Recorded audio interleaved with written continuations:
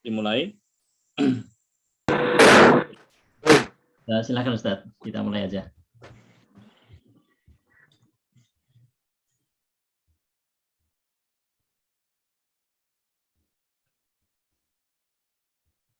Baik, bismillahirrahmanirrahim. Assalamualaikum warahmatullahi wabarakatuh. Waalaikumsalam warahmatullahi wabarakatuh. Nahmaduhu wa nasta'inuhu wa nastaghfiruh. Wa na'udzu billahi min syururi anfusina min sayyiati a'malina may yahdihillahu fala mudhillalah wa may yudlil fala hadiyalah. Asyhadu an la ilaha illallah wahdahu la syarikalah wa asyhadu anna Muhammadan abduhu wa rasuluh. Sallallahu alaihi wa ala alihi wa sahbihi wa man tabi'ahum bi ihsan wa sallama taslima amma ba'd. Jemaah sekalian yang dimuliakan Allah, kembali kita mengkaji pokok-pokok atau pilar-pilar keimanan. Kali ini pembahasan kita sampai pada intisarullah bi auliyaihi wa intiqamuhu min a'daihim. Pertolongan Allah Subhanahu wa taala kepada para walinya dan balasan Allah Subhanahu wa taala terhadap musuh-musuhnya. Ya. Ini adalah judul bab kita. Sebentar ya. Saya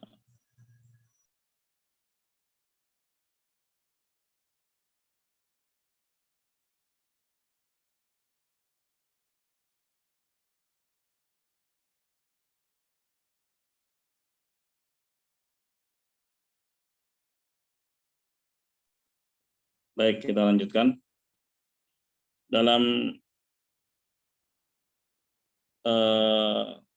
pembahasan kita kali ini dibawakan hadis dari Abu Hurairah radhiyallahu an bahwa Rasulullah Shallallahu alaihi wasallam bersabda, "Innallaha tabaraka wa ta'ala qala," sesungguhnya Allah Subhanahu wa taala berfirman, "Man 'ada li waliyan faqad adantuhu bil harb."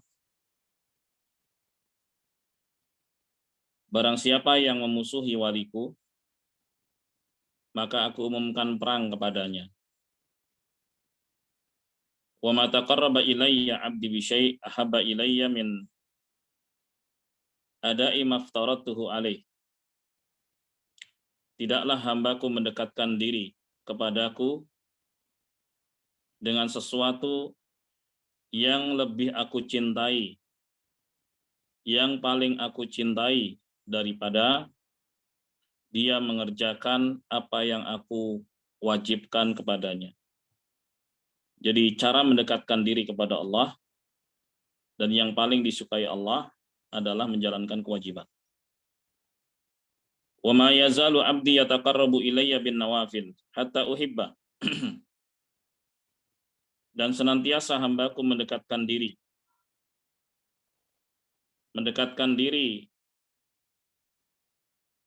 kepadaku dengan amalan-amalan sunnah sampai aku mencintainya. Fa idza ahbabtuhu kuntu sam'ahu alladhi yasma'u bih. Apabila aku mencintainya, maka aku adalah pendengarannya yang dengannya dia mendengar. Wa basarahu alladhi yubsiru bih. Aku adalah penglihatannya yang dengannya dia melihat. Wa yadahu allati yabtishu biha. Aku adalah tangannya yang dengannya dia menyentuh. Wa rijlahu allati yamshi biha. Aku adalah kakinya yang dengannya dia melangkah. Wala in sa'alani la'u'tiyannah. Apabila dia memintaku, pasti aku akan beri. Wala in ista'adani la'u'idannah.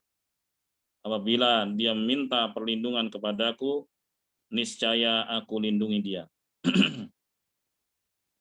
Kemudian kata Allah Subhanahu wa taala, wa ma taraddadtu an syai'in ana fa'iluhu taraddudi an qabdi nafsi 'abdil mu'min. Dan tidaklah aku bimbang terhadap sesuatu yang pasti aku lakukan seperti bimbangnya aku untuk mencabut nyawa hamba yang beriman, hambaku yang beriman. Yakrahul maut wa akrahu masa'ata. Dia enggak suka dengan kematian dan aku enggak suka membuatnya sulit. Wala buddalahu min. Padahal kematian merupakan keniscayaan. Hadis diriwayatkan oleh Al-Imam Al-Bukhari di dalam sahihnya nomor 6502. Jadi ini yang akan kita ulas. Ini hadisnya cukup panjang, ya. Hadis ini adalah hadis yang agung dan hadis ini disebut dengan hadis kudusi yang berisi tentang firman Allah Subhanahu wa taala. Jadi Rasulullah Shallallahu alaihi wasallam meriwayatkan dari Allah Subhanahu wa taala. Nah, di kalimat pertama Allah Subhanahu wa taala mengatakan, barang siapa yang memusuhi waliku, maka aku umumkan perang kepadanya. Lalu siapa yang dimaksud dengan wali di sini? Ya. Al-wali adalah al-mahbub, yaitu yang dicintai. Jadi barang siapa yang memusuhi orang yang aku cintai, itu maksudnya. Baik. Dan Allah Subhanahu wa taala telah menerangkan tentang siapa walinya. Allah Subhanahu wa taala telah menerangkan siapa wali. Baik. Kata Allah Subhanahu wa taala dalam Al-Qur'an, "Ala inna awliya Allah la khaufun 'alaihim wa lahum yahzanun. Alladzina amanu wa kanu yattaqun." Ketahuilah bahwa wali-wali Allah itu orang-orang yang dicintai Allah Subhanahu wa taala. Ya, mereka tidak takut dan mereka tidak bersedih hati. Mereka adalah orang-orang yang beriman dan bertakwa. Jadi wali Allah itu adalah orang yang beriman dan bertakwa. Itulah wali Allah. Baik. Nah, jadi siapapun bisa menjadi wali Allah asal terpenuhi syaratnya. Jadi wali Allah itu bukan orang yang berpenampilan tertentu, ya, dengan pakaian tertentu dan merupakan jabatan-jabatan yang disematkan begitu, tidak. Akan tapi siapapun bisa menjadi wali Allah, menjadi orang yang dicintai Allah Subhanahu wa taala dengan ketentuan dia beriman dan bertakwa. Beriman dan bertakwa kepada Allah Subhanahu wa taala, maka dia adalah wali Allah. Maka dia adalah wali Allah. Jadi kewalian itu bukan hanya sekedar klaim, ya, seperti ucapan orang-orang Yahudi dan Nasara dalam surat Al-Maidah ayat 18. Wa qalatil yahudu wan nasara nahnu abna'ullahi wa ahibba'uh. Orang-orang Yahudi dan Nasara mengatakan kami adalah anak-anak Allah dan orang-orang yang dicintainya. Mereka menyebut dirinya ya son of God. Ya. Kami anak-anak Allah, gitu. Dan orang-orang yang dicintainya. Itu klaim saja. Kemudian Allah katakan, "Qul falima yu'adzibukum bidunubikum." Katakan wahai Muhammad sallallahu alaihi wasallam kepada mereka, kenapa justru Allah Subhanahu wa taala menghukum kalian karena dosa-dosa kalian? Kalau katanya kalian adalah anak Allah atau orang yang dicintainya, tapi kenapa Allah menghukum kalian? Ya. Jadi kalau kalian ngakunya dicintai oleh Allah Subhanahu wa taala, ya nggak mungkin dong Allah Subhanahu wa taala menghukum kalian. Ini bukti bahwa kalian tuh hanya omong kosong. Karena orang-orang yang dicintai Allah adalah orang-orang yang beriman dan bertakwa. Sebagaimana dalam surat Yunus ayat 62 dan 63 yang sudah kita bacakan tadi. Kemudian dilanjutkan ayat tersebut, bal antum basyarum mimman khalaqa. Bahkan kalian hanyalah manusia biasa. Sebagaimana manusia-manusia yang lainnya, ciptaan Allah Subhanahu wa taala. Jangan mengaku aneh-aneh.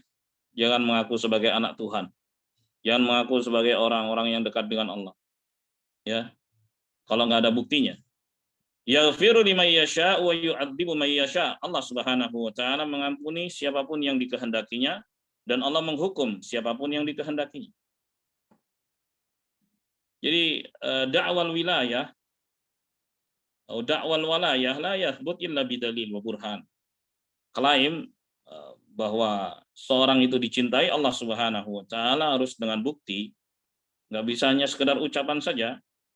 Ya, kalau orang tersebut bertakwa kepada Allah, beriman kepada Allah Subhanahu wa taala, pasti dia adalah wali Allah. Pasti dia adalah orang yang dicintai Allah Subhanahu wa taala. Adapun orang yang tidak beriman dan tidak bertakwa, maka dia adalah musuh Allah. Walaupun klaimnya adalah dia kekasih Allah. Dia orang yang dicintai Allah. Tapi ucapannya nggak dibuktikan dengan perbuatan. Oke. Jadi dari sini kita mengetahui apa makna wali. Dan apa ketentuannya. Jadi waliullah, orang yang dicintai Allah Subhanahu wa taala adalah orang yang beriman dan bertakwa. Baik. Nah, di dalam hadis kudusi ini Allah Subhanahu wa taala berfirman, "Man 'ada li waliyan." Barang siapa yang memusuhi orang yang aku cintai, itu orang-orang yang beriman dan bertakwa. Faqad adantuhu bil harb. Maka aku umumkan perang kepadanya. Siapa yang bisa mengalahkan Allah Subhanahu wa taala? Nggak akan mungkin bisa mengalahkan Allah Subhanahu wa taala. Ya. Kalau sudah diumumkan perang seperti ini menunjukkan pembelaan Allah Subhanahu wa taala kepada orang-orang yang beriman dan bertakwa. Jadi cukup seorang itu beriman dan bertakwa, pasti dia akan dibela oleh Allah Subhanahu wa taala. Baik. Dan bagaimana cara pembelaan Allah Subhanahu wa taala? Yaitu terserah Allah Subhanahu wa taala. Allah Subhanahu wa taala banyak tentara, ya. Bisa saja Allah Subhanahu wa taala timpakan kepada mereka penyakit, ya. Kemudian paceklik, kemiskinan, ya, kematian orang-orang yang terdekat. Baik. Bisa juga Allah Subhanahu wa taala hukum mereka dengan berbagai macam musibah, ya. Maka Allah Subhanahu wa taala memiliki tentara-tentara yang ada di langit dan bumi. Allah Subhanahu wa taala akan memerangi musuh-musuhnya dengan tentara-tentara tersebut. Ya. Baik. Terkadang kita bisa melihat mereka, terkadang kita nggak bisa melihat mereka. Jadi ala kulli hal bahwa siapa yang memusuhi, memerangi orang-orang yang beriman dan bertakwa, pasti akan berhadapan dengan Allah Subhanahu wa taala. Jadi ini menenangkan bagi mereka yang beriman dan bertakwa, pasti akan dibela oleh Allah Subhanahu wa taala. Walaupun terkadang seorang merasa beban dalam kehidupannya, berat dalam kehidupan, cobaan-cobaan itu datang kepadanya, nggak ada masalah. Ya, karena itu bagian dari ujian dan cobaan dari Allah Subhanahu wa taala bagi hamba-hambanya yang beriman dan bertakwa. Ya, nggak usah khawatir. Nabi kita Muhammad sallallahu alaihi wasallam pun mengalami itu, padahal beliau adalah utusan Allah, ya, Subhanahu wa taala. Orang yang dicintai Allah Subhanahu wa taala, manusia yang paling bertakwa kepada Allah Subhanahu wa taala, tapi walaupun demikian Nabi juga mengalami hinaan, cacian, makian, hal-hal yang menyakitkan hati, bahkan hal-hal yang menyakitkan fisik beliau. Beliau pernah berdarah-darah, dilempar batu, kemudian terhujam senjata, dipopor senjata sampai akhirnya beliau berdarah, wajah beliau, gigi beliau tanggal. Subhanallah. Itu Rasulullah Shallallahu alaihi wasallam. Jadi tidak dibayangkan bahwa kasih sayang Allah itu berarti hal-hal yang selalu indah, berbunga-bunga, berkarpet merah, tidak seperti itu. Ya. Pasti di balik itu ada ujian-ujian dan cobaan-cobaan. Dan bahkan Orang-orang yang disayang dan dicintai Allah Subhanahu wa taala, ketika mereka melihat ujian-ujian Allah datang, justru mereka senang. Sebagaimana sabda Nabi Shallallahu alaihi wasallam yang diriwayatkan oleh Ibnu Majah, kanu yafrahuna bil bala kama tafrahuna bin ni'am. Dulu mereka orang-orang saleh justru senang ketika mereka mendapatkan musibah, ujian dan cobaan, sebagaimana senangnya kalian ketika mendapatkan anugerah. Jadi berbalik 180 derajat. Jadi seperti timur dan barat. Ya, kita senang dengan anugerah, pasti begitu, manusiawi. Tapi justru mereka senang ketika mendapatkan ujian, musibah dan cobaan dari Allah Subhanahu wa taala. Karena Nabi Shallallahu alaihi wasallam juga pernah bersabda, "May yuridillahu bihi khairan yusib minhu." Barang siapa yang Allah kehendaki kebaikan pada dirinya, maka Allah akan uji dia dengan musibah. Jadi di balik musibah ternyata ada kehendak baik Allah Subhanahu wa taala. Begitu jemaah sekalian yang dimuliakan Allah. Pasti datang pertolongan Allah Subhanahu wa taala. Cukup seorang beriman dan bertakwa, jalankan aturan Allah Subhanahu wa taala, pasti akan ditolong dan dibela oleh Allah Subhanahu. Baik. Fa hadzal hadits fihi annahu la yajuzu muharabatu awliyaillah wa mu'adatihim. Hadis ini jelas sekali larangan untuk memerangi orang-orang yang dicintai Allah, itu orang-orang yang beriman dan bertakwa. Dan larangan untuk memusuhi mereka.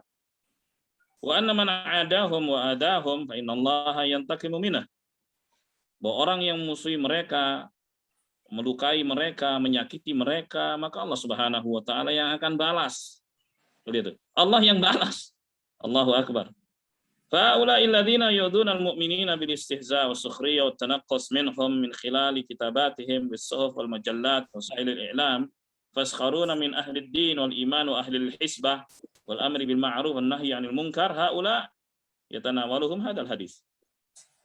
Jadi mereka yang menyakiti kaum mukminin dengan olok-olok, ya, hinaan-hinaan, ejekan, baik, apakah itu melalui lisan mereka, tulisan-tulisan mereka di koran-koran, di majalah-majalah dan media sosial lainnya, kemudian mereka hinakan ya orang-orang yang beriman dan bertakwa, orang-orang yang secara ketat menjalankan aturan-aturan Allah Subhanahu wa taala, ya menghinakan orang-orang yang beramal ma'ruf nahi mungkar, mereka masuk di dalam hadis ini. Allah Subhanahu wa taala umumkan perang pada siapapun yang orang-orang yang dicintai oleh Allah. Siapa mereka? Orang-orang yang beriman dan bertakwa.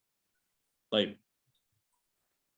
Jemaah sekalian yang dimuliakan Allah, dan wallah yantasir li auliyaih. Pasti Allah Subhanahu wa taala menolong ya orang-orang yang dicintainya. Fa yanbaghi adamu idai auliyaillah wa adamu tanaqqus lahum. Maka hendaknya ya, jangan menyakiti orang-orang yang beriman dan bertakwa, dan jangan pula merendahkan mereka. Baik. Kemudian Allah Subhanahu wa taala berfirman pada kalimat berikutnya, "Wa ma taqarraba ilayya 'abdi bi syai' ahabba ilayya min ada'i maftaratuhu 'alaihi."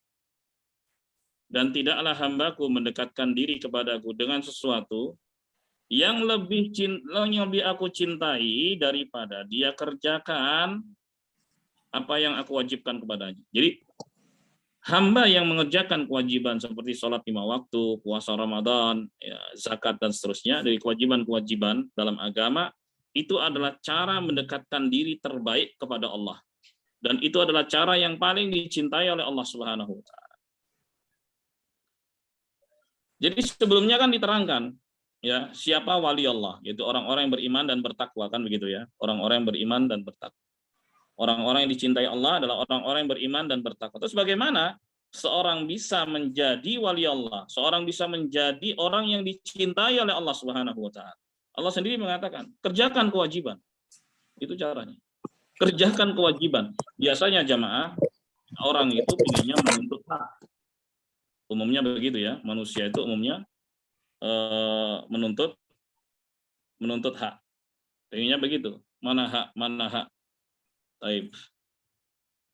Padahal ya semestinya manusia berpikir apa yang harus dia lakukan. Taib. Karena hidup di dunia ini bukanlah mengada-ngada, bukanlah sia-sia, pasti akan dituntut pertanggungjawaban oleh Allah Subhanahu wa taala.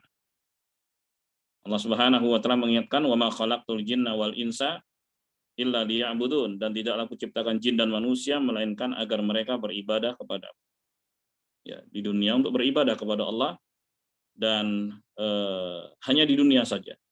Pembalasan nanti di akhirat, dan dunia itu sebentar, nggak lama. Oke, jadi pasti akan dituntut oleh Allah Subhanahu wa taala pertanggungjawaban. Baik. Nah, untuk mendapatkan cinta Allah Subhanahu wa taala, kerjakan kewajiban. Kerjakan kewajiban. Allah sendiri yang mengabarkan itu kepada kita. Jadi hamba Allah jika ini dicintai Allah Subhanahu wa taala, ya, amalan yang paling dia cintai adalah dengan menjalankan kewajiban. Baik. Allahu akbar. Jadi jalankan kewajiban, sholat 5 waktu, jangan anggap itu hanya sekedar rutinitas belaka, akan tapi di balik itu ada hal yang besar.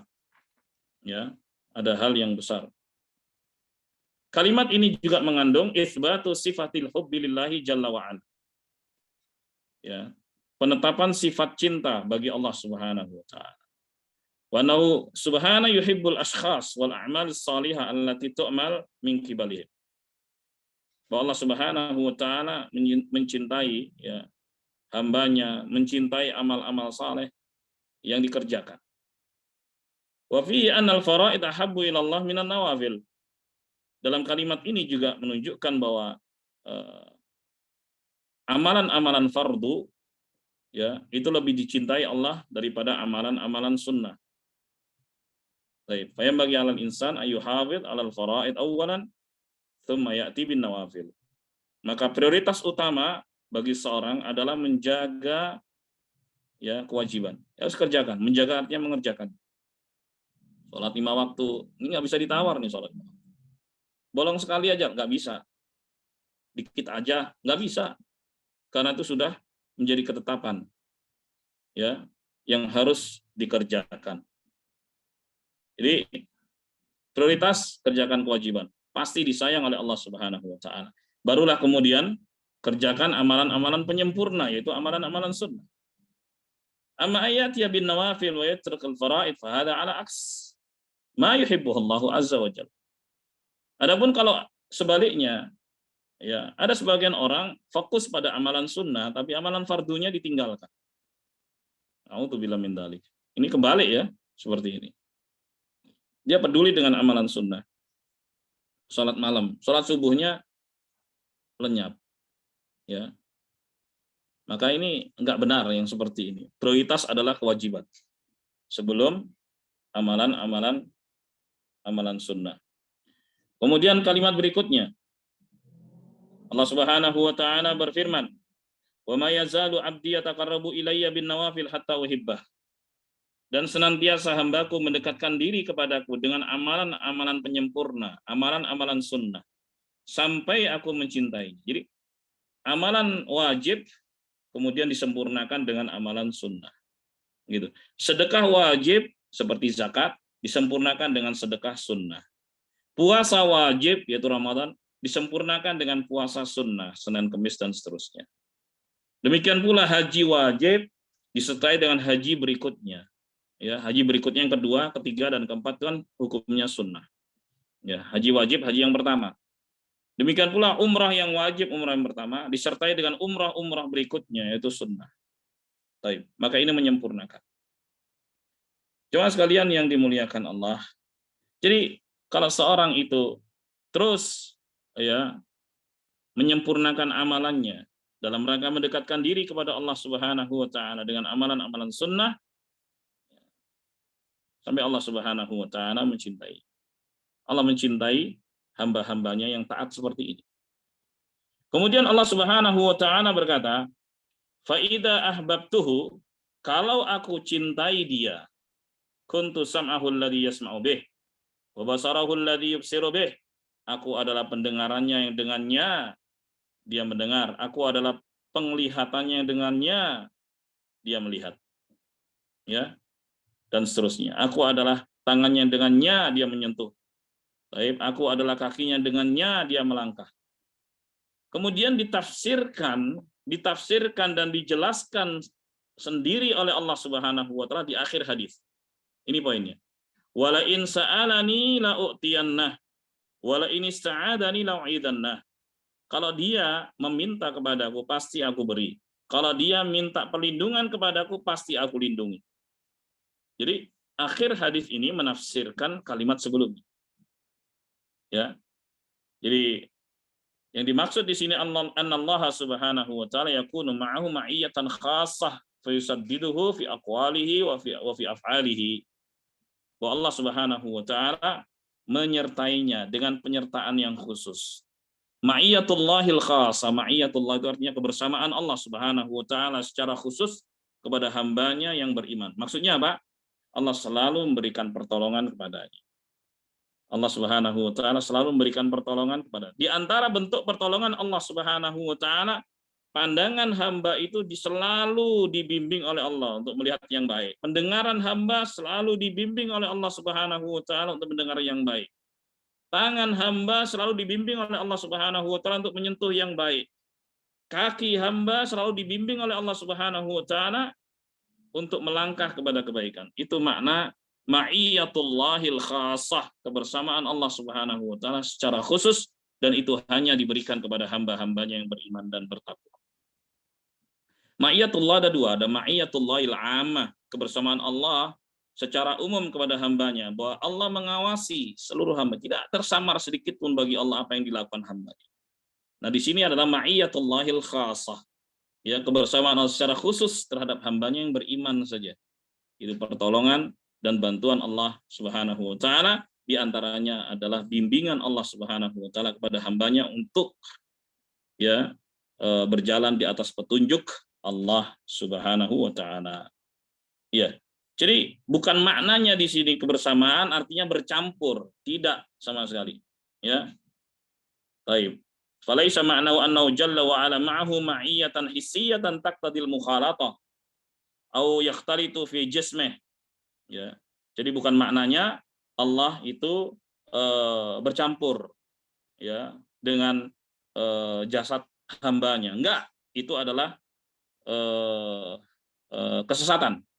Seperti keyakinan manunggaling kawula Gusti, ya, bersatunya hamba dengan Tuhan, atau wihdatul wujud, ya, satu faham menyimpang yang dibawa oleh Al-Hallaj, menyimpang. Baik, dan itu adalah kekufuran. Itu adalah kekufuran. Jadi makna ma'iyatullah al-khassah di sini adalah bimbingan Allah Subhanahu wa taala kepada hambanya agar selalu di atas petunjuk Allah Subhanahu wa taala dalam berbagai macam aktivitas. Nah, jadi ketika seorang menjalankan kewajiban, kemudian dia sempurnakan dengan amalan-amalan sunnah, niscaya dia akan selalu dibimbing oleh Allah Subhanahu wa taala. Itu di antara bentuk pertolongan Allah kepadanya. Baik. Kemudian kata Allah Subhanahu wa taala di kalimat yang terakhir, "Wa ma taraddatu an syai'in ana fa'iluh, taraddudi an qabdi nafsi 'abdil mu'min." Dan tidaklah aku bimbang dari sesuatu yang pasti aku lakukan, seperti bimbangnya aku untuk mencabut nyawa hambaku yang beriman. Jadi Allah Subhanahu wa taala yang menunjukkan cintanya kepada hambanya yang beriman. Ya. Baik. Dan orang yang beriman, siapapun dia, manusia itu nggak suka mati, nggak suka dengan kematian. Akan tetapi kematian itu adalah keniscayaan, karena kematian itu adalah transisi dari alam dunia menuju alam barzah. Sebagaimana transisi dari alam rahim ke alam dunia adalah kelahiran, itu sebutannya. Baik.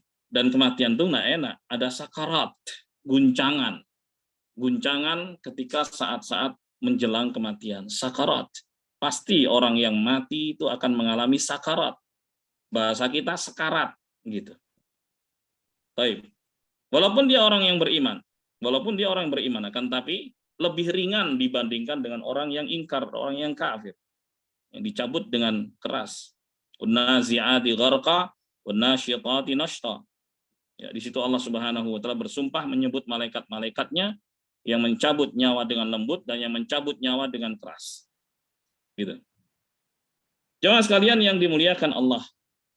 Ya, di sini Allah saking sayangnya mengatakan kalimat itu. Ya, Allah nggak suka, nggak ingin, ya, menyakiti hambanya yang beriman. Baik. Nah, di antara sakit yang pasti akan diterima oleh hambanya yang beriman adalah sakitnya kematian. Walaupun itu sudah diperingan, ya, sakarat itu tetap sakit. Baik. Tapi pasti akan dilakukan oleh Allah Subhanahu wa taala. Tapi saking sayangnya Allah Subhanahu wa taala kepada hamba yang beriman sampai Allah mengatakan seperti ini. Ya, wa ma taraddadtu an syai'in ana fa'iluh taraddudi an qabdi nafsi 'abdil mu'min. Dan tidaklah aku bimbang dari sesuatu yang pasti aku lakukan, ya, sebagaimana kebimbanganku terhadap untuk mencabut nyawa hambaku yang beriman. Allahu akbar. Jemaah sekalian yang dimuliakan Allah, wa taraddud yakunu baina syai'ain. Ya, taraddud itu, ya, biasanya kata taraddud atau bimbang itu biasanya di antara dua hal. Kalau enggak ini, kalau enggak ini itu, ya kan? Itu taraddud bahasa kita. Baik. Walakin Allah jalla wa ala la yataraddad. Akan tapi Allah Subhanahu wa taala itu enggak bimbang sama sekali. Wa inna ma'na, ya, karih. Jadi taraddad itu maknanya adalah karih. Aku enggak suka, enggak ingin menyakiti hambaku yang beriman. Baik. Wa huwa ma jaa fi akhir hadis, sebagaimana terdapat dalam akhir hadis, maksudnya ma karihtu syai'an asyaddu min qabdi ruhil mu'min. Ya, tidaklah aku membenci sesuatu yang, ya, lebih besar daripada mencabut nyawa hambaku yang beriman. Ya, karena manusia itu dengan tabiat keumuman manusia itu nggak suka dengan kematian. Bahkan binatang pun nggak suka dengan kematian. Dan Allah Subhanahu wa taala nggak suka menyakiti hambanya yang beriman, akan tapi itu merupakan keniscayaan. Kematian itu adalah keniscayaan. Kullu nafsin dha'iqatul maut. Setiap jiwa itu pasti akan mengalami yang disebut dengan kematian, pasti, siapapun dia. Cuma sekalian yang dimuliakan Allah, jadi hadis ini hadis yang agung yang menunjukkan betapa Allah Subhanahu wa taala mencintai hamba-hambanya yang beriman dan bertakwa, dan Allah Subhanahu wa taala mengabarkan bahwa Dia akan selalu membantu dan membela hamba-hambanya yang beriman dan bertakwa, dan akan memerangi orang-orang yang menyakiti orang-orang yang beriman dan bertakwa. Masya Allah. Hadis ini adalah hadis yang agung, yang luar biasa, yang membuat orang-orang beriman selalu semangat dalam menjalankan ketaatan kepada Allah Subhanahu wa taala. Baik, jamaah sekalian yang dimuliakan Allah, kita masuk pada bab berikutnya. Bab berikutnya adalah itsbatun nuzulillahi ta'ala ila sama'id dunya. Bab tentang turunnya Allah Subhanahu wa taala ke langit dunia. Ya. Wa anhu, dan dari Abu Hurairah radhiyallahu anna Rasulullah sallallahu alaihi wasallam qala yanzilu rabbuna tabaraka wa ta'ala kulla lailatin ila sama'id dunya hina yabqa thuluthul lailil akhir.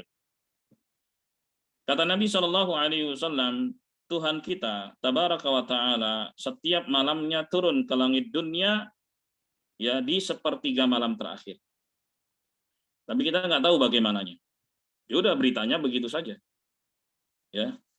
Beritanya seperti yang diberitakan Nabi SAW, dan beliau tidak menyebutkan caranya. Ya udah, kita imani saja. Karena laisa kamitslihi syai'. Allah Subhanahu wa taala itu tidak serupa dengan apapun. Ya. Jadi nggak bisa dibagaimanakan, nggak bisa diserupakan. Baik. Yaqulu, dan Allah Subhanahu wa taala berfirman, "May yad'uni fa astajibalah." Siapa yang berdoa kepadaku pasti aku kabulkan. May yas'aluni fa u'tiyah. Siapa yang meminta kepadaku pasti aku beri. Man yastaghfiruni fa aghfiralah. Siapa yang mohon ampunan kepadaku pasti aku ampuni. Hadis sahih riwayat Bukhari Muslim. Al-Bukhari nomor hadis 7494, Muslim nomor hadis 758. Ya. Allah Subhanahu wa taala disifati maha tinggi, ya, di atas seluruh makhluknya. Allah Subhanahu wa taala juga mengabarkan tentang dirinya bahwa dia beristiwa di atas arsy, tinggi dan berada di atas arsy-Nya. Arsy itu adalah singgasana dan arsy adalah makhluk Allah yang paling besar. Dan Allah Subhanahu wa taala berada di atasnya. Allah sendiri yang mengabarkan demikian di dalam Al-Qur'an, Ar-Rahmanu 'alal 'arsy istawa. Allah Subhanahu wa taala yang Maha Pengasih berada di atas arsy. Seperti apanya kita nggak tahu. Ya, karena memang tidak diberitahukan oleh Allah Subhanahu wa taala. Yang pasti sesuai dengan kebesarannya dan kemuliaannya tidak sama dengan makhluk. Baik. Nah, di dalam hadis ini Nabi Shallallahu alaihi wasallam mengabarkan bahwa Dia Allah Subhanahu wa taala turun ke langit dunia. Langit dunia itu yang mana? Allah menerangkan langit dunia. Walaqad zayyana as-samaa'a ad-dunya bimasabih. Kami hiasi langit dunia itu dengan bintang-bintang. Jadi langit yang berhiaskan bintang-bintang itulah langit dunia. Jadi, kalau kita pandang ke atas, ada bintang-bintang di langit, ada yang dekat, ada yang jauh, ada yang paling jauh dan seterusnya, itu baru langit dunia. Itulah yang disebut dengan langit dunia, seperti yang Allah firmankan tadi. Baik, jadi Allah Subhanahu wa taala turun ke langit dunia di sepertiga malam terakhir. Di sepertiga malam terakhir. Baik. Dan ini termasuk berita gaib. Ya, ini termasuk berita gaib. Enggak kasat mata. Nabi Shallallahu alaihi wasallam yang menyampaikan itu.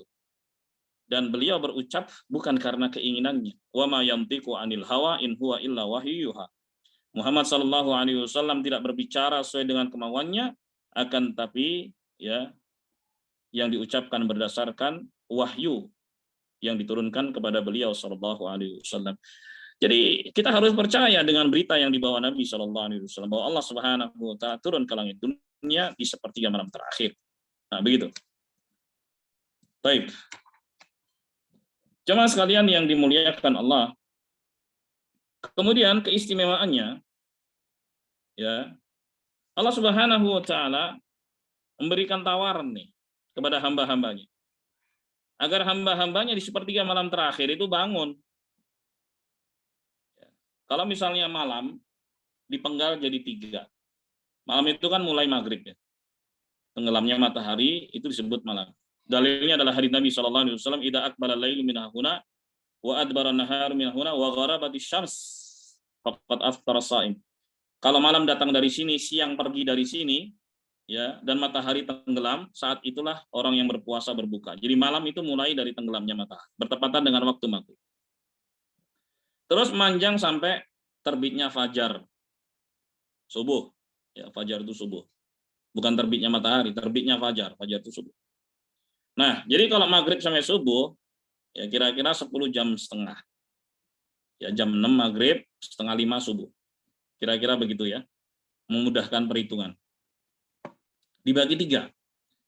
Jadi sepertiga malam pertama itu sampai setengah 10. Sepertiga malam kedua sampai jam 1. Dan jam 1 sampai subuh, nah itulah sepertiga malam terakhir. Ada anjuran untuk bangun di situ. Ya. Untuk apa? Untuk tahajud. Untuk berdoa pada Allah Subhanahu wa taala. Dan di antara motivasi yang menguatkan hamba-hamba Allah supaya bangun di sepertiga malam terakhir adalah ini. Jadi Allah Subhanahu wa taala berkata kepada hamba-hambanya, siapa yang berdoa kepadaku pasti aku kabulkan. Siapa yang meminta kepadaku pasti aku beri. Siapa yang mohon ampunan kepadaku pasti aku ampuni. Gitu. Maka ini membuat hamba mestinya harus berbondong-bondong bersemangat untuk bangun di sepertiga malam terakhir. Apakah bangun jam 4 atau jam 4:04 sekarang ini untuk waktu Jakarta itu termasuk juga seperti malam terakhir? Iya, ngasih. Yang penting belum masuk subuh. Ya, karena akhir dari sepertiga malam terakhir itu adalah masuknya waktu subuh. Jadi masih bisa seorang bertahajud, bisa. Ya, yang penting belum subuh saja. Masih bisa seorang berdoa pada Allah, bisa. Mohon pada Allah, bisa. Karena itu adalah waktu yang utama. Baik. Hadirin sekalian jamaah yang dimuliakan Allah. Kemudian hadis berikutnya. Wa Nabi Musa Al-Asy'ari radhiyallahu anhu qala qala Rasulullah sallallahu alaihi wasallam jannatani min dhahabin aniyatuhuma wa ma fihima wa jannatani min fiddatin aniyatuhuma wa ma fihima wa ma bainal qaum wa baina an yanzuru ila rabbihim illa ridaul kibriya ala wajhihi fi jannati adan. Rawahul Bukhari. Hadis yang diriwayatkan Al-Bukhari nomor 4878 dan 4880. Dikeluarkan juga Muslim nomor hadis 180. Dari Abu Musa Al-Asy'ari, semoga Allah meridainya, Rasulullah Shallallahu alaihi wasallam bersabda, 2 surga dari emas. Ya. Bejananya dan perabotannya dan apa yang ada di dalamnya, semua dari emas. Wa jannatani min fiddah, 2 surga dari perak. Aniyatuhuma wa fihima. Bejana-bejananya dan perabotan apapun yang ada di dalamnya dari perak. Baik. Ini menunjukkan bahwa surga itu banyak. Surga itu banyak, ada jannatu adan, ada jannatul firdaus, ada jannatul naim. Banyak sekali surga-surga. Dan yang tertinggi adalah al-firdaus. Dalam hadis Nabi Shallallahu alaihi wasallam pernah bersabda, "Idza sa'altumullaha fasaluhul firdaus." Kalau kalian meminta kepada Allah, maka jangan tanggung-tanggung. Mintalah surga firdaus kepada Allah. Fa innahu aswatul jannah wa 'alal jannah. Karena firdaus itu adalah surga yang paling tengah dan yang paling tinggi. Ya, dia yang paling tengah dan yang paling tinggi. Wa fauqahu arsyur rahman. Dan di atas surga firdaus adalah arsy Allah Subhanahu wa taala yang Maha Pengasih. Wa minhu tufajjaru anharul jannah, dan dari surga firdaus itu memancar sungai-sungai surga.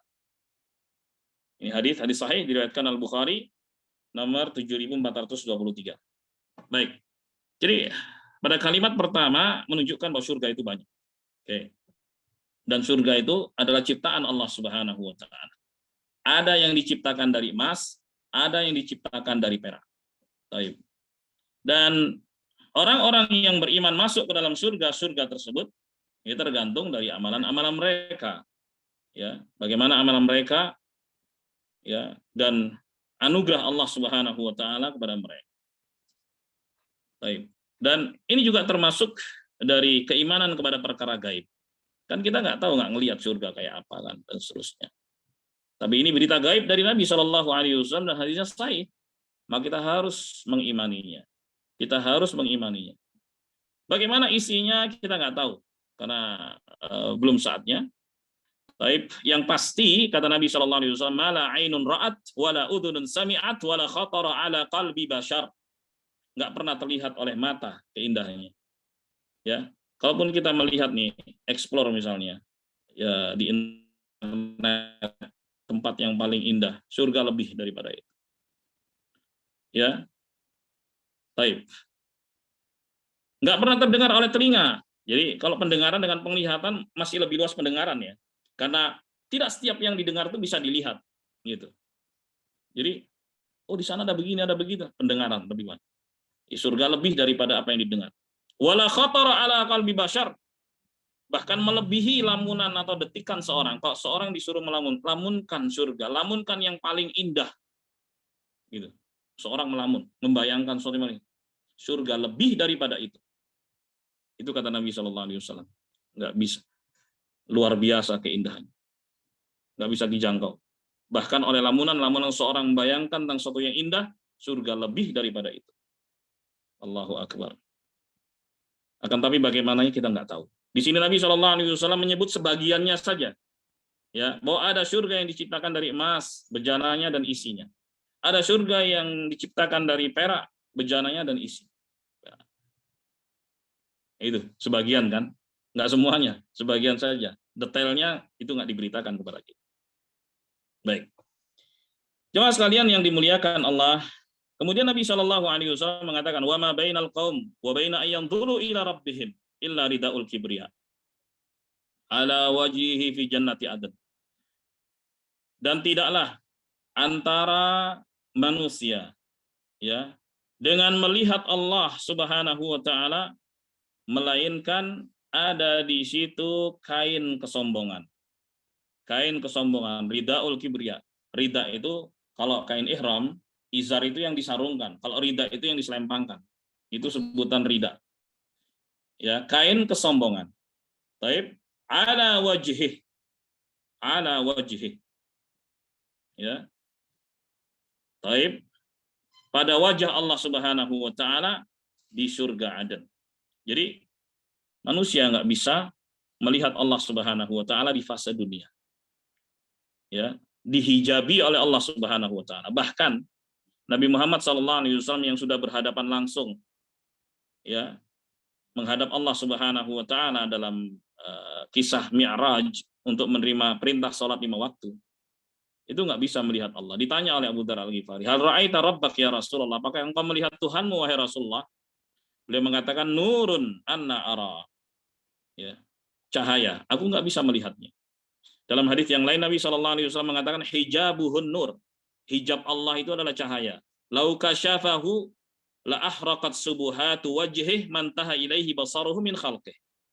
Kalau hijabnya dibuka oleh Allah, maka niscaya sinar wajah Allah Subhanahu wa taala akan membakar seluruh yang dipandang oleh Allah Subhanahu wa taala. Maka Musa alaihissalam pun nggak bisa melihat Allah.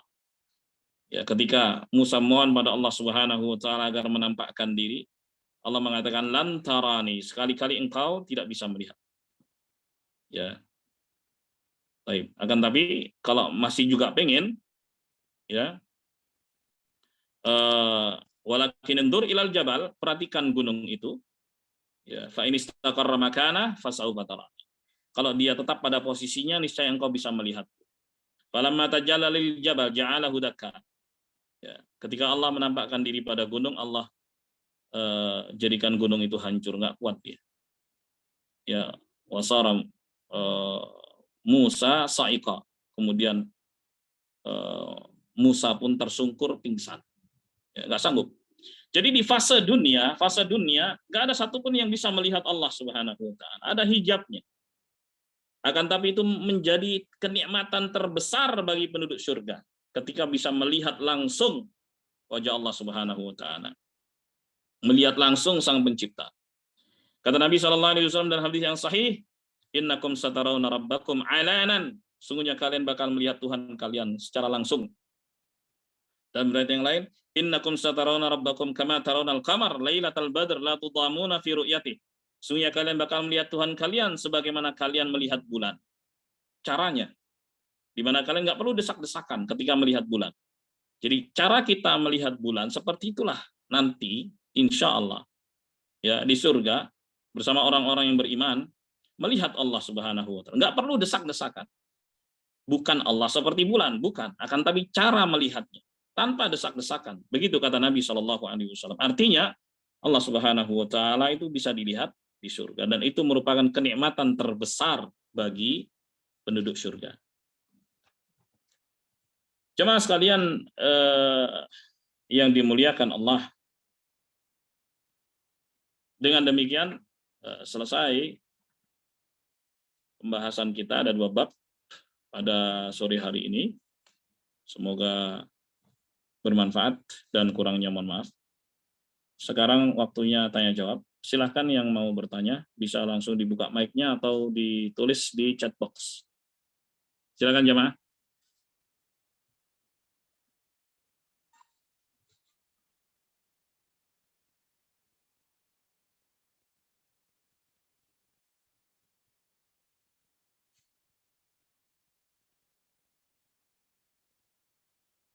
Ayo.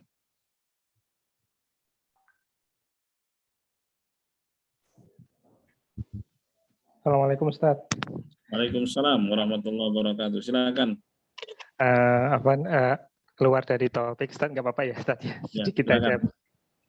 Pada waktu kita sholat Jumat, setelah pada waktu khatib sudah naik mimbar, itu sesuai tuntunan Rasulullah itu kita diam atau memang benar-benar diam, tidak beraktivitas apapun dalam artian berzikir juga ataupun bersolawat, atau kita diperbolehkan untuk tetap berzikir, bersolawat, bahkan berdoa. Mohon penjelasannya Ustaz. Syukran. Iya. Ya, kalau imam sudah naik mimbar, maka nggak ada aktivitas lain kecuali menyimak khutbah. Itu aja aktivitasnya. Nggak ada aktivitas lain. Nggak boleh seorang kemudian melakukan aktivitas lain seperti dzikir atau baca Quran atau apa saja. Nggak. Tugas makmum adalah menyimak khutbah. Gitu. Bahkan untuk menegur orang yang sedang ribut dan gaduh saja itu dilarang, diem aja. Ya, kata Nabi SAW, "Idza qulta li sahibika yaumal jum'ati ansit wal imamu yakhthub faqad lagaut." Ya, apabila engkau berkata kepada saudaramu yang gaduh, diam. Gitu. Sementara imam sedang berkhutbah, berarti engkau telah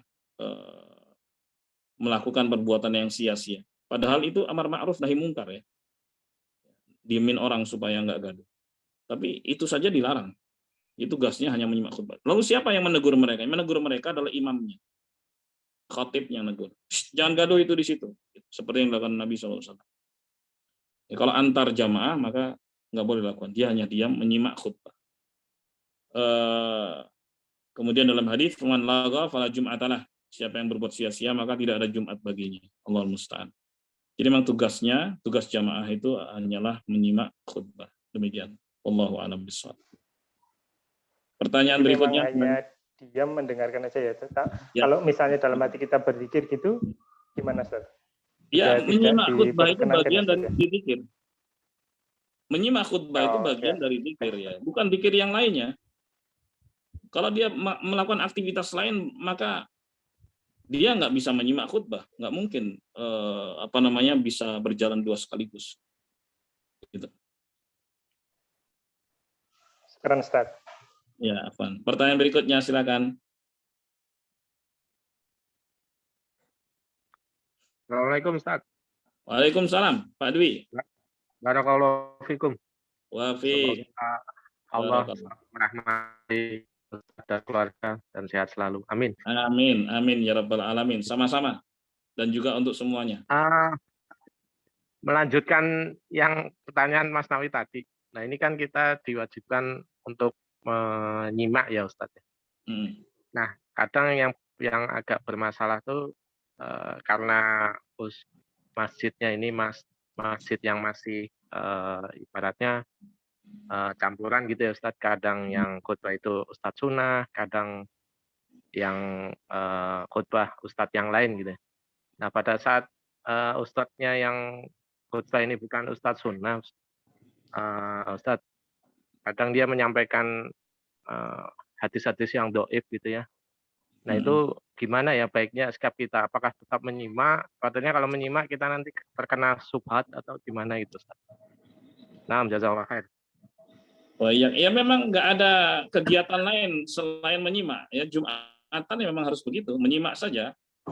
Ya kalau ternyata yang disampaikan misalnya nggak sesuai, maka bisa ditanyakan nanti selesai Jumatan. Kan ada dialog di situ. Tanya, ini kenapa kok begini? Dalilnya kan begini, ini mestinya begini. Tunjukkan saja kalau memang ada gitu. Wallahu a'lam bishawab. Demikian. Ya berarti tentunya lebih selektif lagi ya. Kalau memang ada di sana DKM maka bisa memberikan usulan-usulan supaya lebih selektif lagi ya. Yang bagus pengetahuannya tentang agama dan juga dasar-dasar hukum yang disampaikannya dan seterusnya. Demikian, bisa saja mengajukan usulan setelah itu. Baik. Tapi ketika saat khutbah sedang berlangsung, maka ya tetap dia menyimak. Nggak ada jalan lain kecuali itu. Allahul musta'an. Demikian. Pertanyaan berikutnya.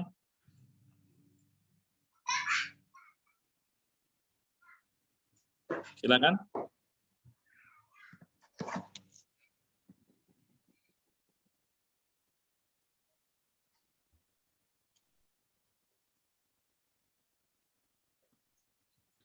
Pak Jat, silakan Pak Jat. Baik, Ustaz. Assalamualaikum Ustaz. Izin bertanya. Silakan. Terkait dengan ars adalah makhluk Allah yang paling besar tadi yang Ustadz sampaikan. Itu dalil-dalil yang menunjukkan tentang tersebut apa saja Ustadz? Mohon dijelaskan Ustadz. Iya, sempat kita bahas di Kitab Tauhid di bab terakhir. Disitulah dalilnya. Bawakan semua hadis-hadis Nabi Shallallahu Alaihi Wasallam yang menunjukkan bahwa ars adalah makhluk Allah Subhanahu Wa Taala yang paling besar, dan Allah Subhanahu Wa Taala berada di atas ars, tidak tersamar sedikit pun yang dilakukan oleh manusia. Nah, ya kan di bab terakhir itu dibawakan hadis-hadisnya banyak sekali. Bahkan disebutkan jarak antar langit, ya kan, 500 tahun perjalanan, ketebalan langit 500 tahun perjalanan. Kemudian di atas langit ketujuh ada bahar atau samudra yang ketebalannya adalah 500 tahun perjalanan, begitu. Dan ars Allah Subhanahu Wa Taala di atas ars, dan dia adalah makhluk yang terbesar. Makhluk Allah Subhanahu Wa Taala terbesar. Disebutkan di situ juga hadis Nabi Shallallahu Alaihi Wasallam perbandingan antara ars dengan kursi Allah Subhanahu Wa Taala. Kursi Allah itu kan udah besar, wasi'a kursius samawati wal ard. Jadi perbandingan langit yang 7, ya, langit yang 7 dengan kursi Allah Subhanahu Wa Taala seperti perbandingan logam yang dilemparkan di perisai. Logam kan kecil ya, logam. Perisai kan. Kemudian perbandingan kursi dengan ars, ya seperti gelang yang dilemparkan di tanah lapang yang luas. Itu dia. Dan itu adalah ciptaan Allah Subhanahu Wa Taala yang paling besar. Ini perbandingannya loh.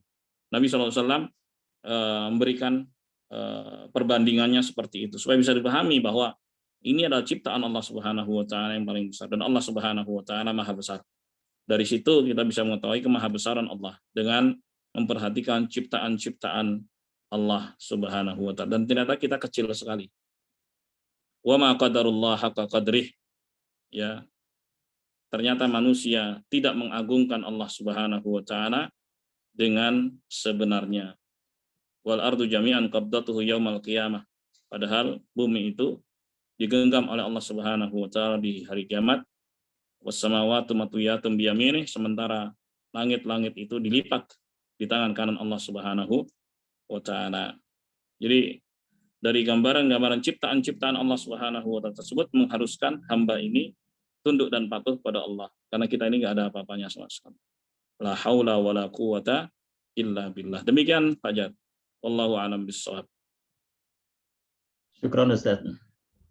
Baik, cukup ya sampai di sini. Semoga bermanfaat dan kurangnya mohon maaf. Semoga Allah selalu memberikan taufik hidayah pada kita semua dan menyelamatkan kita di dunia maupun di akhirat kelak. Amin ya rabbal alamin. Kita akhiri, subhanakallahumma bihamdik asyhadu an la ilaha illa ant astaghfiruka wa atubu ilaik. Assalamualaikum warahmatullahi wabarakatuh. Terima kasih. Waalaikumsalam warahmatullahi wabarakatuh. Jazakallah khairan Ustaz. Oh iya, terima kasih.